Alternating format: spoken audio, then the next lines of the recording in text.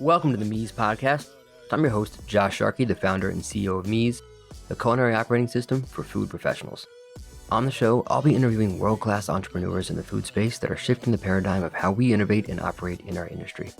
Thanks for listening, and I hope you enjoy the show. Yo, they say art mirrors life with every stroke of the pencil. I'm giving you folks a glimpse into. My guest today is Chef John Adler. John is the Senior Vice President of Culinary and Physical Products at Blue Apron. He has an incredible background in kitchens, having spent many years working for chefs like Thomas Keller at Per Se and Chef Barber at Blue Hill at Stone Barns and a bunch of Michelin-starred spots across Spain and England. And before joining Blue Apron, he had spent the prior 8 years as a chef of the beloved Franny's in Brooklyn. And if you don't know Franny's, man, what an incredible restaurant. It really just changed the game for not only what an Italian restaurant could be, but just what a restaurant in general could be. And at the time, there really was nothing like it. I remember seeing John at the pass all the time. I lived on the block and actually owned a restaurant on the block. And a few times they were short a cook on my day off. Just for fun, I would come in and help out on the line. So I had the pleasure of working with John. Man, he is an incredible cook and just a real technician. And really, I think this is just another example of how large-scale institutions like Blue Apron can effectuate meaningful change when they take culinary seriously and hire folks like John.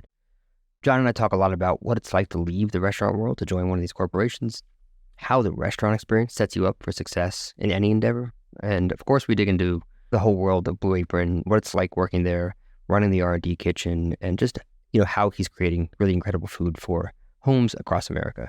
So as always, I hope you enjoy the conversation as much as I did.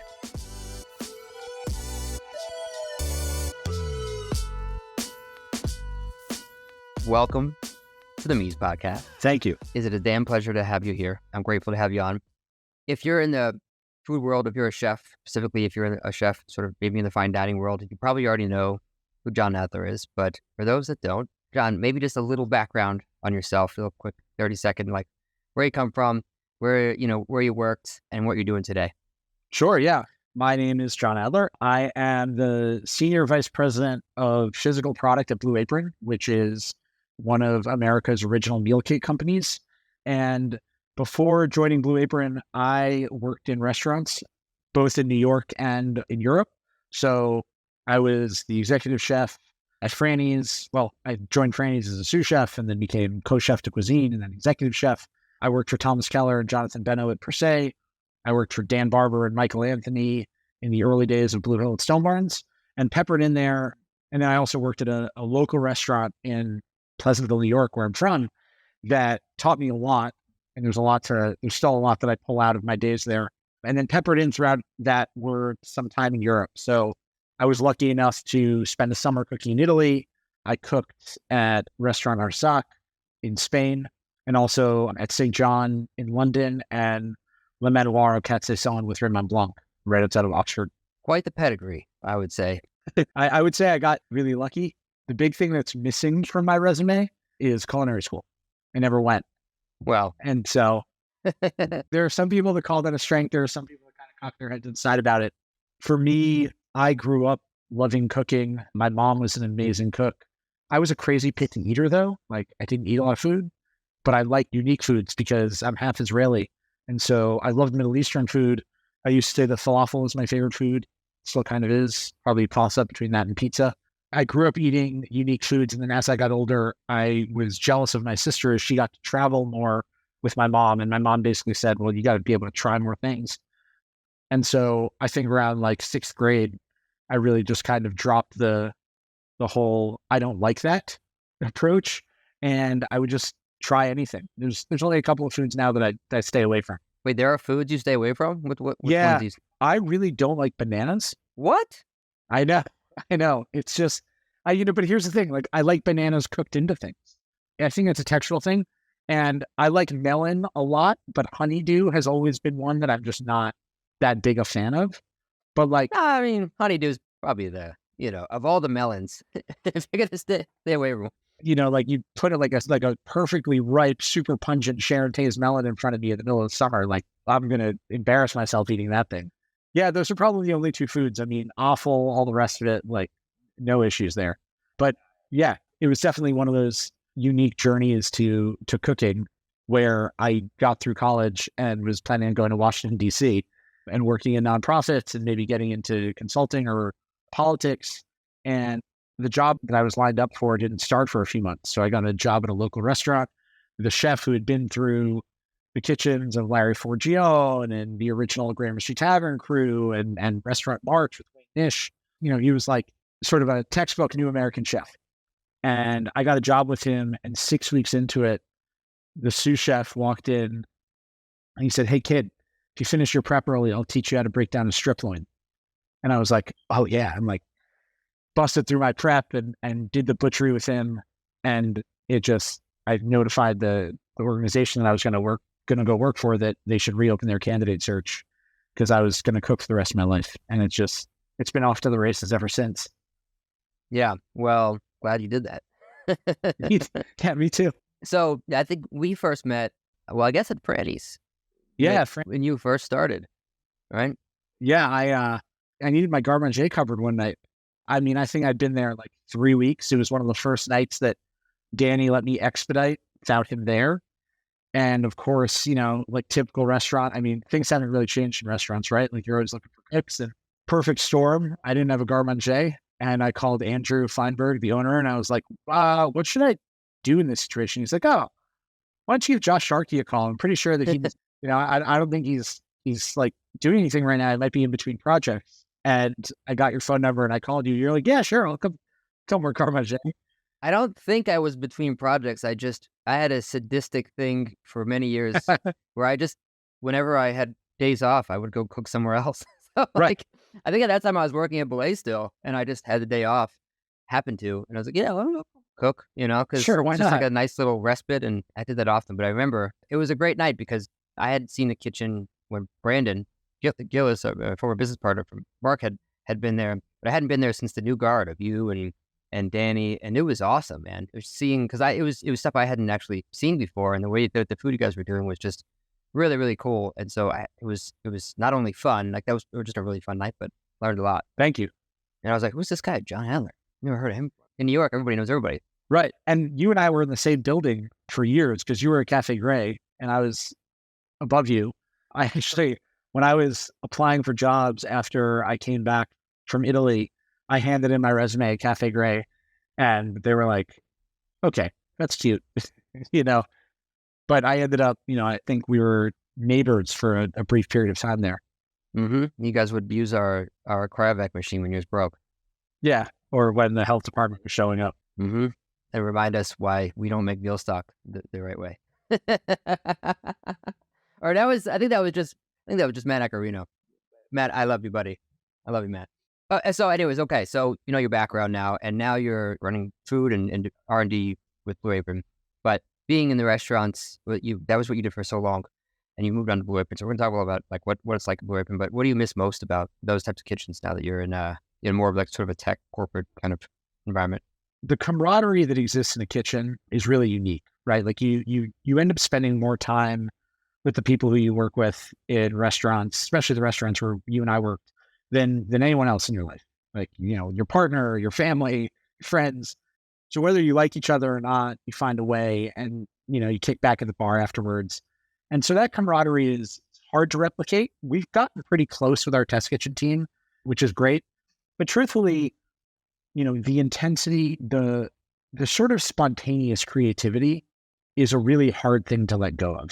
I know you went to the green market constantly. When I got to Franny's, there was some relationship with the green market. One of the things that I really pushed was we should go to the market first. And if we can't get it from there, let's work through a distributor or a local aggregator. So we were at the green market 4 or 5 days a week, and everything was hand selected. And the relationships that you build with farmers and suppliers over time is, there's no monetary value to that.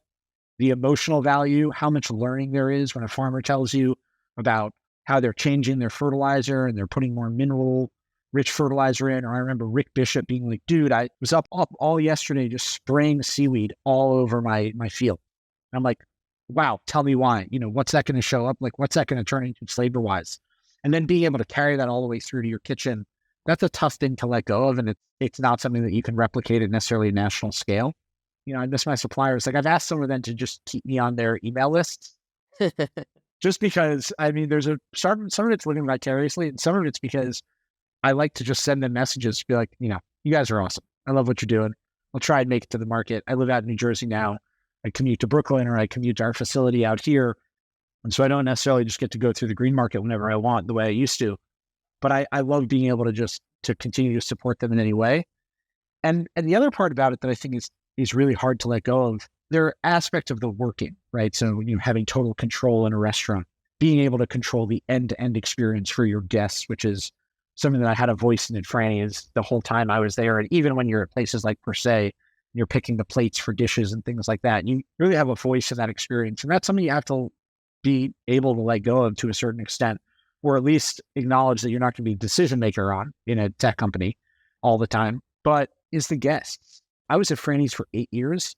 I watched people have babies and then those kids be able to sit at a table with their grownups and order by themselves. And when I first got there, to a certain extent, I think the transition from Per Se to Franny's was almost harder in certain regards. The transition from Franny's to Blue Apron, because Per Se to Franny, like just being in an open kitchen and working in a more casual environment, and that was in some ways like more jarring. It probably took me a little bit longer. Some of it's my own immaturity at the time, but probably took me a little bit longer to make that adjustment in certain regards. But I miss the guests. I stay in touch with a lot of the old regulars from Franny's through Instagram and whatnot, simply because you really do develop at a restaurant like that. It's a neighborhood restaurant where people are every week and you're seeing them.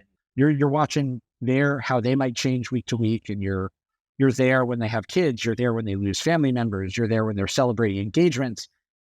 That level of personal connection through your product is something that is really hard to let go of, because the feedback loop is so immediate, And so it's not only just about the like, oh, it's so nice to see you again, but we'd be trying out a new dish and we had this family, the Goldbergs, who would come to Franny's, and I'd walk over to the table and I'd be like, hey, I'm working on this, but like, I'd love to know what you guys think about this.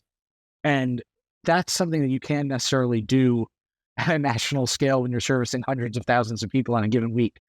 And that's the kind of stuff that I don't want to say would get me out of bed in the morning, but it would give you a different sense of gratification for sure, Yeah. Well, you talked a bit about the skill sets and how they sort of carried over to Blue Apron. So I want to get into that, but I am curious.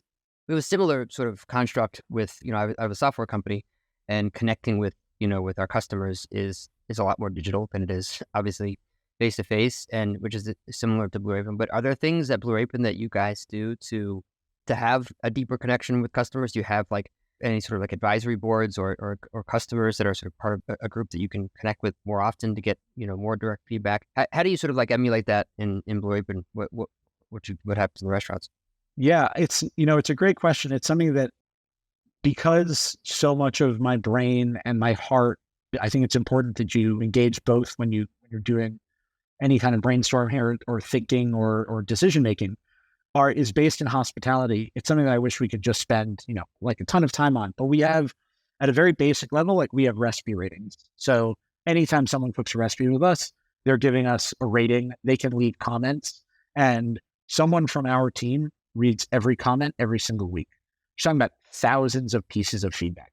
I mean, if I thought my life was one giant Yelp review working in restaurants, it's that on steroids, but in really a great way, which is there are some people who will tell us what they like and they don't like, and that's a good indicator of what we need to do better at as a culinary team. But you also start to get a sense of why the product works for people. So people will say, my child's a teenager and I'm having trouble connecting with them, but we come together 3 days a week to cook Blue Apron, and it's been amazing. And you have people who have gone as far to be like, this saved my marriage. Or people say, I'm writing this on behalf of my friend. They're going through a tough time, but I've been sending them my box, and they've said it's their favorite part of the week. And those are the stories and we share those, company wide, not with the customer's name necessarily, but we share those company wide. And we make sure that there's also the opportunity to correspond with those people. So a few years ago, somebody wrote in a review in the voice of Game of Thrones, as if they were, like writing a Ravens message. And we ended up our customer experience team ended up corresponding with this person in like snail mail. And what it resulted in at the end of it was us sending them a free chef's knife, and we're like, you should have the sort of, and it was such a high touch moment. That's, you talk about Will Guidara talks about like unreasonable hospitality. There's a certain amount of unreasonable hospitality in that, but it's a good reminder that, well, you have a product that brings you into one of the most intimate parts of someone's life. It's how someone chooses to feed themselves or feed their family. It's a really intimate decision when you think about it. It's high stakes. I often say, like, I'm very humbled at the opportunity that we have with our product because of all the things we have access to in the world, and things can be delivered within 1 day to 1 hour, and all the delivery apps and whatnot. The idea that somebody makes space for you and welcomes you into their home 2, 4, 5 nights a week, that's a humble opportunity that you should take seriously. And then when they give you feedback on it, it's something that you have a fidelity in that relationship, and you got a fidelity to that customer to think about that feedback. And so our customer experience team speaks to people after their first box. They reach out if we get a concerning review where we'll say, like, we should probably get in touch with this person. And so it's a constant feedback loop. And then when we do product R&D or research, we will reach out to customers and we will do video interviews. We have listening sessions. And I get giddy when I have time in my schedule that I can sit in on these interviews, because you learn so much about people. Yeah, I bet.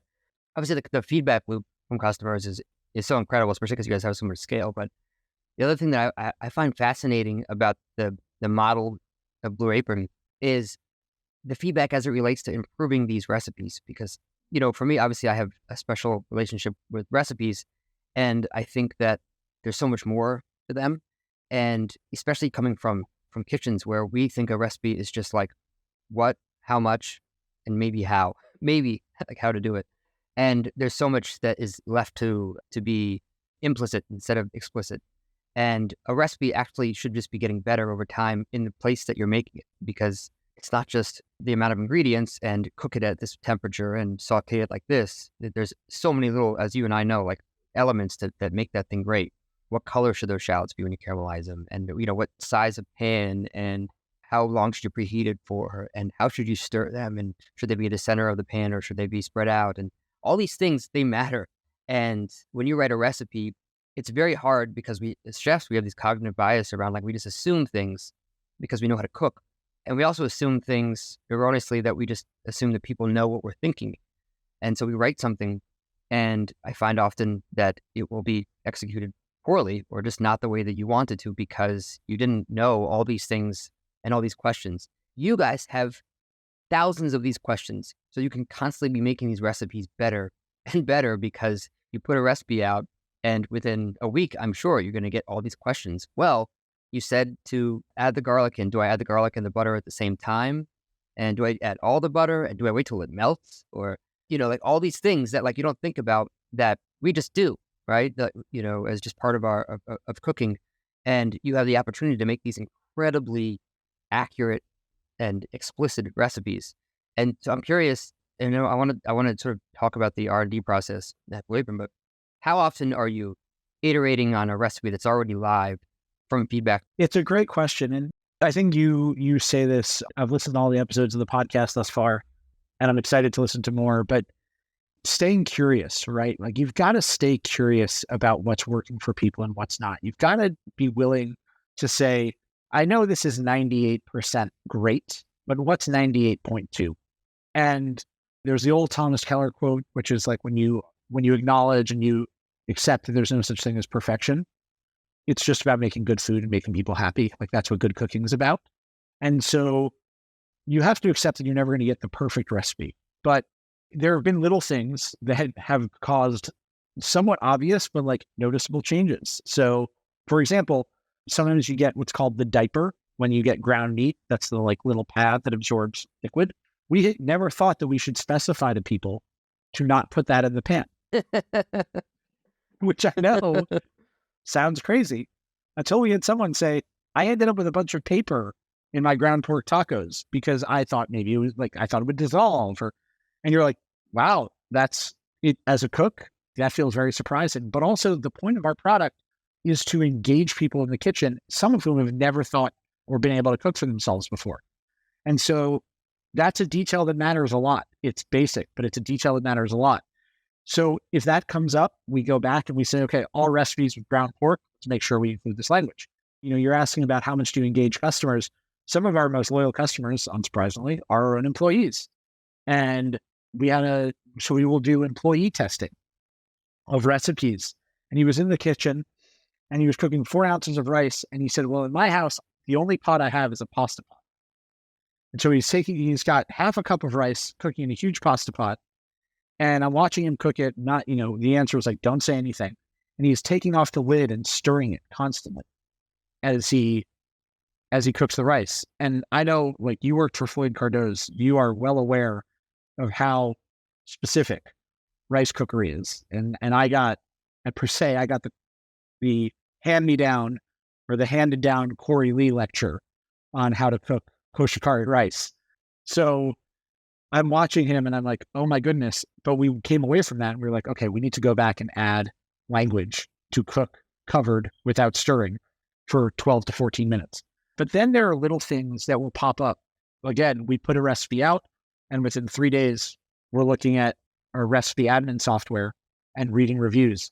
Everyone's having trouble with breading. Let's look at all the recipes where we have standard breading procedure in and start to figure out what's going on. Is it not enough flour? Should we be telling people to add 2 tablespoons of water to the eggs and not 1? We're not going to change that recipe once it's live, unless we, in the rare occasion, had to like swap an ingredient. But we will immediately take that forward and start to look at anywhere else where that risk or that issue might be recreated and immediately address it. And, the other thing I will add is the culinary team is pretty dynamic in terms of its structure, or I should say the physical product team.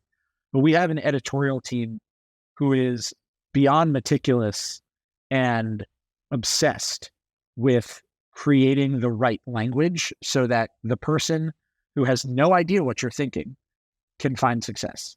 And the editorial team and the chefs on the team are constantly in discussion. Should we say it this way? Should we say it that way? Should we say pale golden, light brown? It's one thing if you're in a restaurant kitchen and you can show someone and you can maybe send the sous chef over to like check if the onions are actually properly sweat for the risotto. It's another thing if I'm sending this to someone in Iowa and I'm just fingers crossed we got it right, that while their kids are running around, they can figure out exactly how the onion should be sweat. It's a pretty different experience that we're trying to create. Yeah, I have to imagine there's got to have been some big unlocks there for how to explain things like that. Because, yeah, like explaining to somebody how to sweat an onion is not as straightforward as you would think. And there's so many errors that happen. That's just one small example. I'm sure there's millions of examples of that. How much pasta water with the, what size pot, because it's going to stop boiling and the starch will, all those things. Are there any sort of big sort of unlocks where you saw like, oh, wow, I never thought to explain it that way. I've cooked this 1,000 times in my career. And now that I explain it this way in a recipe, it makes so much more sense. Yeah, that's an interesting question. It makes me think of well, first of all, and I think you'll appreciate this because Andrew, but I got to Franny's and Andrew showed me some of his recipes. And one of his recipes just said, cook until nice. Yeah. Yeah. I mean, look, that's we often have those kind of recipes. Right. And that's a cook until nice is an interesting thing. I think one of the biggest things is, and one of the points of our style guide that I just had to adapt to is everything is explained in 2 ways. So cook X minutes to X minutes or until. So as a cook in a restaurant, you're never told X minutes to X minutes, right? Like you're to reduce it by half, reduce to demi-sec, whatever it is. Okay, fine. I understand what that is. And you probably get it wrong a few times because by half in a certain size rondeau is different than, a pasta pot or anything else. So I think that's something that it took me a while to get used to. As far as things that I didn't really realize, it's the basic stuff. It's heat oil until shimmering. You know, if I don't have to tell you as a cook, if you're pan frying something, I don't have to tell you to, like in a restaurant, you should know, or even things such as cut side down versus cut side up. And in a restaurant, you would probably be specific about that, but you would also assume that it's intuitive. The one that our CEO talks about all the time, when people ask her, like, our CEO is a very good cook and her father was a very good cook and she grew up cooking, never worked as a professional chef. But the first time I met her, we cooked together. First time I met her in person, we cooked together, and she knows her way around a kitchen. Tell people to pat their protein dry before searing it. Obvious, right? Like, or as a cook, you're taking your steaks out, you're tempering them before service. And she says, she was like, that was the one that I'd read in recipes and I never really paid attention to. And then I did it at Blue Apron and I was like, oh. And I think that that's probably the recipe step, because so many of our recipes are protein based. That's the thing that, and then teaching people how to use fond, like that's one of those things that when you call it out in a recipe and you make the time, we only have 6 steps. So, and only so many characters, that can fit. When you take the time to tell people to do that, and then you tell them to build a pan sauce, and because they had a nice dry piece of chicken and they're searing it, they got a good amount of fond, and then they're adding in aromatics and they're deglazing and they're mounted with butter. As a cook, that stuff is basics. It's 101. Once you're through knife work. And now we can teach people how to do that. We can explain to people why they're doing that. And it's incredibly exciting that it's not like, hey, cook your chicken breast in a pan. Sorry, it's a little dirty. You go clean that. Go dump some barbecue sauce on top. Like that, I feel like you think of as automatic, but you don't realize the effect that it has for people. Yeah. I would probably assume a lot of home cooks might not know what fond is. That makes a ton of sense. I'm curious, actually. I've always actually been curious about this as it relates to this model. Like the metric of success for a customer, right? Like, is the idea that eventually they just learn how to cook and then they're just cooking, or because that's not great for Blue Apron. What's the goal here for the lifespan of a customer if they start using Blue Apron? I think the goal is that, yes, they learn how to cook and that they become curious about cooking. I think that one of the things that drives cooks, I think Wiley said this when you guys were chatting, which was, man, what a great conversation to be able to listen to. There's a certain element of cooking that's just constant learning and curiosity. And one of our core values is lifelong learning. It's why the company is called Blue Apron, right? That like all cooks, even the chefs during prep, are wearing blue aprons as students in the kitchen. And so the company is called Blue Apron because it's a symbol of learning in the kitchen. And the goal is actually that customers do learn how to cook and they continue to find new and exciting ideas from us. So it creates a lot of pressure for the culinary team. We have to constantly be delivering new recipes, finding new ingredients, thinking about new flavor combinations. And then through our product innovation, thinking about other meal experiences that we can offer to people where they might say like, yeah, look, I only get 2 weeknight meals from you guys because you've taught me so much, but wow, like recently we did a cassoulet box. Like getting home cooks to embark on making cassoulet is pretty daunting. And it was nice, like some folks noticed and they're like, wow, you figured out a way to make cassoulet in an hour as opposed to 3 days, which of course, we took some shortcuts because we sent you the duck confit and we sent you pre-cooked pork belly and pre-cooked beans, but people were making cassoulets at home. And so there are people who feel like they've graduated Blue Apron who stay with us because then they see that and they're like, well, okay, I guess you got to do that. I'll take a cassoulet, kid, if you got some duck confit for me. And truthfully, I never stop learning what's going to be meaningful to people and what's going to be exciting to people. We as a culinary team never stop thinking about what might we do.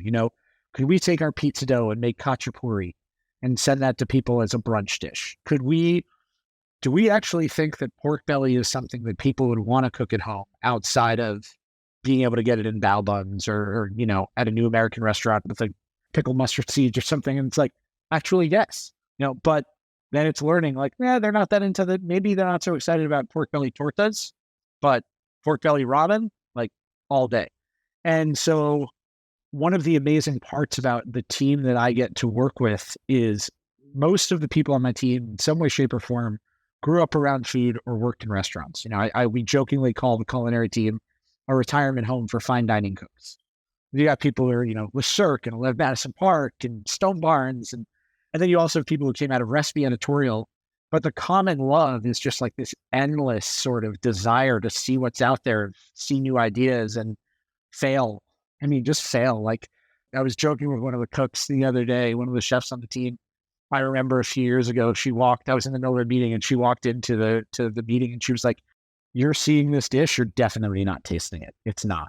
I just want you to know that we completed the test, but we're not doing that." The sum total of all of that is a lot of ideas. And for a customer, the relationship that they've come to expect with Blue Apron is that those ideas are in some way, shape, or form always going to become available to them. So once customers get past understanding what the product is and managing their subscription, all of which we can improve on, admittedly, but once they get through that, it's, even if I feel comfortable cooking, maybe I've been with Blue Apron for 2 years, I still know that there's probably a new thing coming around the corner, and it's worth staying around to see what that is. Yeah. It's funny. It's like you guys are almost the CDC for America's home cooks. In some ways, yes, very much so. What I want is for home cooks, in the same way that in a restaurant, people feel like you're taking care of them. I want home cooks to feel like we've got we're there with our hand on their shoulder.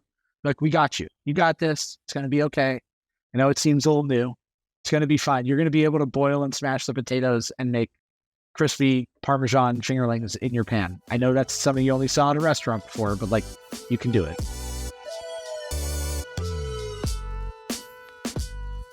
This podcast is brought to you by Meez, the culinary operating system for food professionals.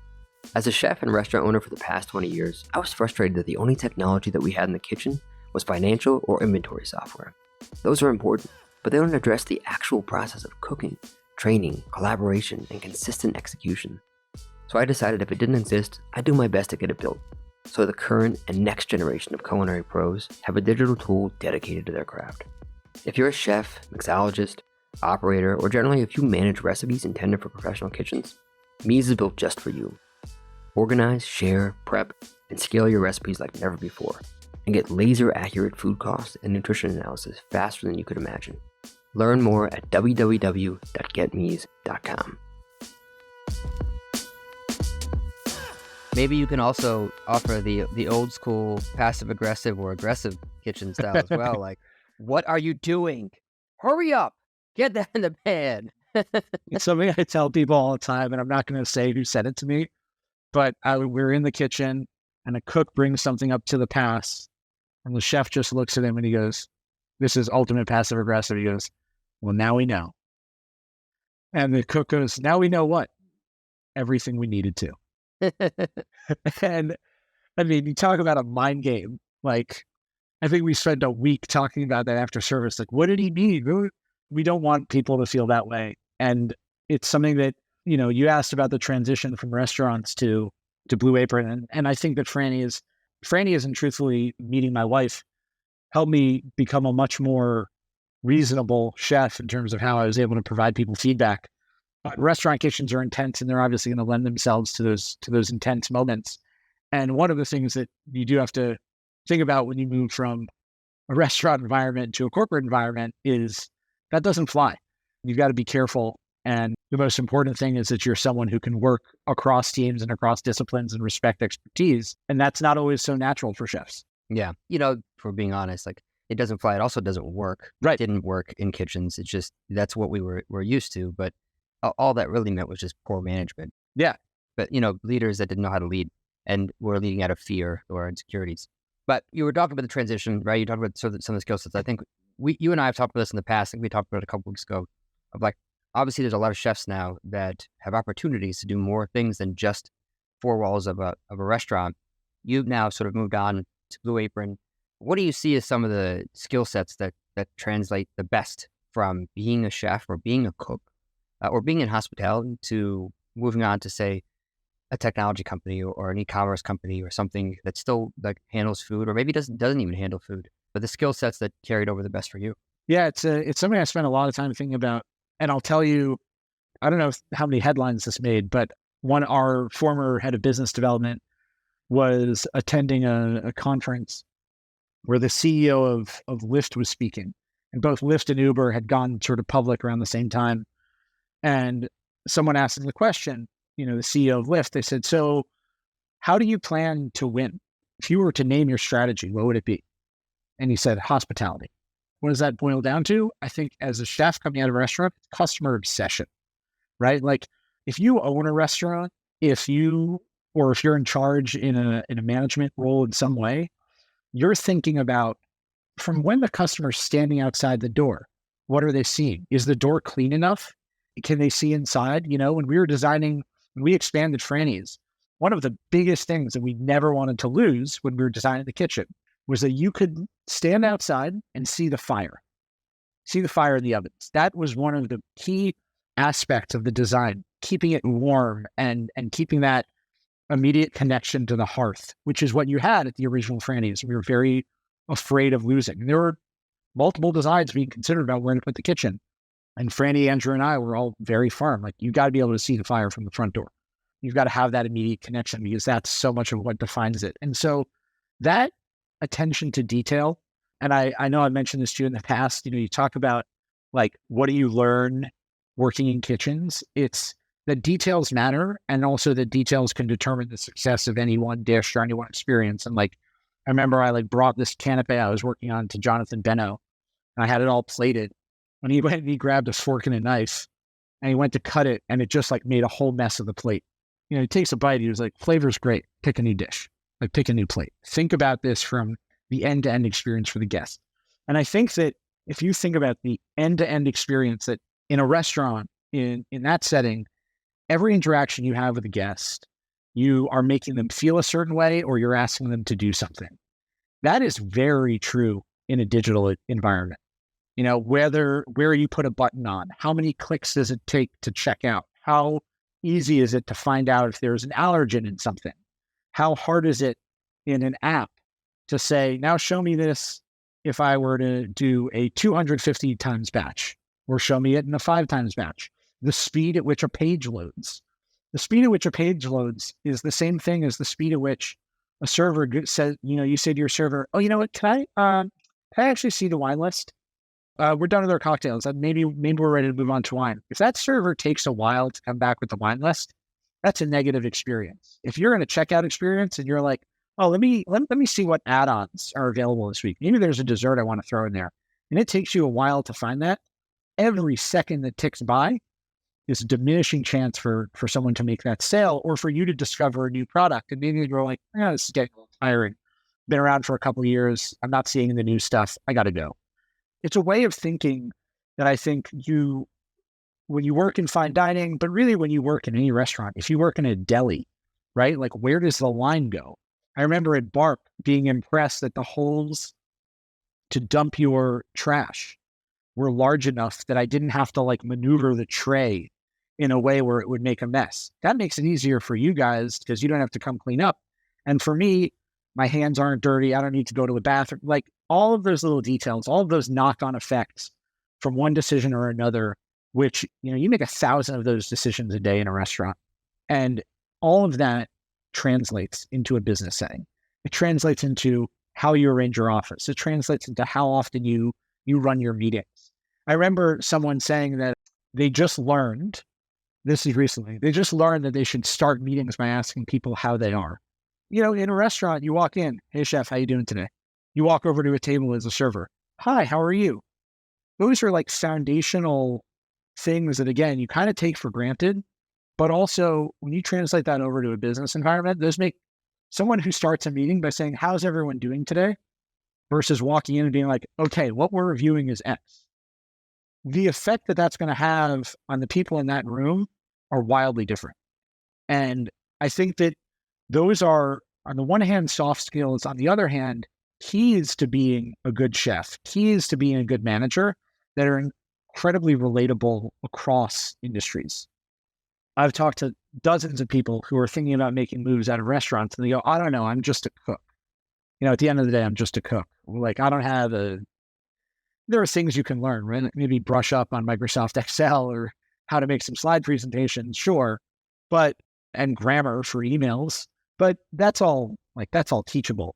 The thinking through internal customer, your colleague, internal customer interaction and external customer interaction from a hospitality standpoint, I think is one of the most invaluable skill sets, and truthfully is actually foreign to a lot of people who have spent a lot of time in corporate environments. Yeah, I couldn't agree more, man. Yeah, I think it's funny. I get asked the question often a lot about what can I do now that I've been in kitchens and now I want to go into tech or into an entrepreneurship role or something. And I agree. I think that for me, like a sense of urgency and the ability to prioritize and composure under fire and just discipline, right, are things that like are pretty innate to being a great cook. It's funny now that, it's been several years now of running a company that's not a restaurant. I find that there's this parallel that is the same thing that makes a great cook is what makes a great entrepreneur or just a great business person is empathy. It's funny because we have these first principles at meez that the bedrock of what we do is a dedication to operational empathy in everything that we do, everything. And when we think about that, it's understanding the plight of the people that you're serving, right? Not just the product that you want to give them or like what's the reaction that you want from them, but like how are they feeling? What state are they in? What are they doing before then? What are they doing afterwards? What's happening? All those things are so important. You talk about page loading and the buttons and things. Those are all important. And it just as important as where are they in the kitchen when that happens? Are there deliveries coming in? Are there a cook that just called out? Is there a fire burning? Did their mom get sick and is in the hospital? And so they had to like come in late. All those things matter for the thing that you're giving them that might have nothing to do with that. And I think that's also what makes a great chef and a great entrepreneur is the ability to be empathetic to the person that you're serving and to know how they're feeling. I'll add one thing to that, which I think is integrity, right? Like at Per Se, inside of Jonathan Beno's cabinet in his office, there was the sign, treat it like it is yours and someday it will be. That level of humility and integrity and sort of willingly and excitedly committing yourself to improvement and to the idea that, when you're cooking fish at a restaurant, every piece of fish you bring to the past says something about you. It says something about your organization, your prioritization. It's a reflection of who you are.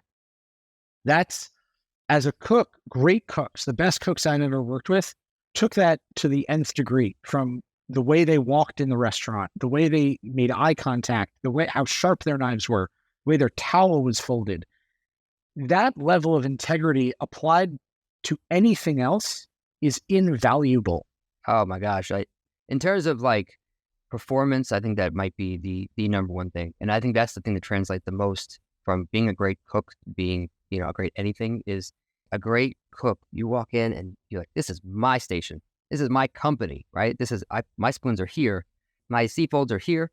If I have any more, I know where they are. I know where my salt is. And I've set it up and it's organized the way that I want it. Little do they know that what they're doing is they're building their own little micro company, their own micro business within the restaurant, and they own it and they have the sense of ownership. And I don't know many industries where that is the case, right? Where you have your station and you own the entirety of it. And very often, sometimes you even own like the supply chain of what you're purchasing in that station and keeping it clean and maintaining it, covering it when you're not there. That is something that I don't see. I can't think of another example of another industry where that is so prevalent. But yeah, if you're a cook, if you're a chef or a cook and you've done that, you could do a lot. Yeah, you can. And it's interesting. I think there's like three that actually have similarity, right? There's athletics. You hear Bill Belichick, like the standard Bill Belichick press conference, and it's like, Coach, what was the key to success today? He's like, well, everybody knew their job and did their job. And they're like, what else? He was like, everybody knew their job and did their job. But underneath that is everything you just talked about. Military is another one. And then the other one, and I've only learned this since meeting my wife, I think, is teaching. Teachers who are, like my wife spends so much time setting up her classroom every year and how she introduces materials and where they're stored and whether the containers are transparent or not. Like, that is very much her own company.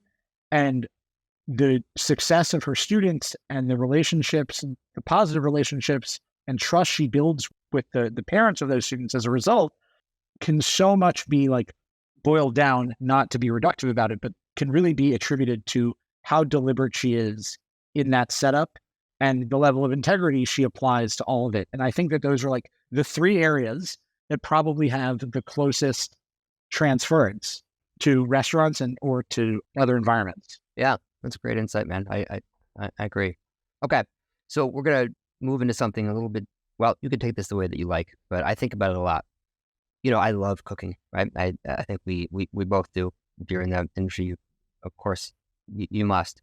I think oftentimes, why do I love cooking? Because now I don't have a restaurant and I'm not serving guests. And, I think about like, if I make the most incredible thing in the world, but no one tastes it except me, is it the same? And I think about the things that I love most about cooking, which is really the prep and setting up and the braise that's going when I go to bed, knowing that something's like poaching or something is being, and this thing's marinating overnight. And I love that feeling. And I think about, why did I start cooking? Why do I still love cooking? And I'm curious for you. You changed a career very early on and became a cook. You're still cooking. Why do you cook? Why do you think that you cook for a living? Yeah, I mean, so it's a great question. I love the effect of being able to cook for people. So whether that's cooking for my kids or my family, or, when I say my family, my extended family, my wife, there's something that's just, I can't really describe it. It's an indescribable feeling of being able to care for someone. But what I love about the process of cooking, and what I've always loved about the process of cooking, it's a word that I think my sister and I sort of both shared with each other as we were early in our culinary careers, is the alchemy. It's the process. It's the transformation. I mean, a braise is a romantic relationship. Like you've got this tough piece of meat, maybe, like even if it's just chicken thighs, right? And like you're just coaxing it and it's telling you what it needs. Oh, it needs a little bit more liquid. It needs, maybe like you're tasting it along the way and you're like, this is probably going to need some more acidity than I anticipated. A braise is like a courtship almost. And so there's a real alchemy and a real process to cooking that I find absolutely fascinating and engaging and exciting. And it's a way, like, I learn so much from it. I learn whether it's I'm finding new ingredients or I'm shopping from a new farmer. I'm sitting in my kitchen right now and I'm looking at my sourdough starter that I fed this morning because I'm going to see some friends this weekend and I'm making focaccia, and like, I'm excited about what that process is going to be of taking a few ingredients, mixing them in a bowl and watching that slow transformation. I hope that it's going to make them smile. I hope they're going to be excited about it. But honestly, I remember getting to like putting a dish out for the staff at Franny's, and everyone was very excited about it and they're very complimentary of it. And the gratification I had was not there. It had actually happened before, when I had an idea and I was able to transform it and take this ingredient and transform it and create. And I tasted it. I was like, oh, this tastes great. I'm really happy with this. A lot of it was internal gratification. Yes, of course, I want them to enjoy it.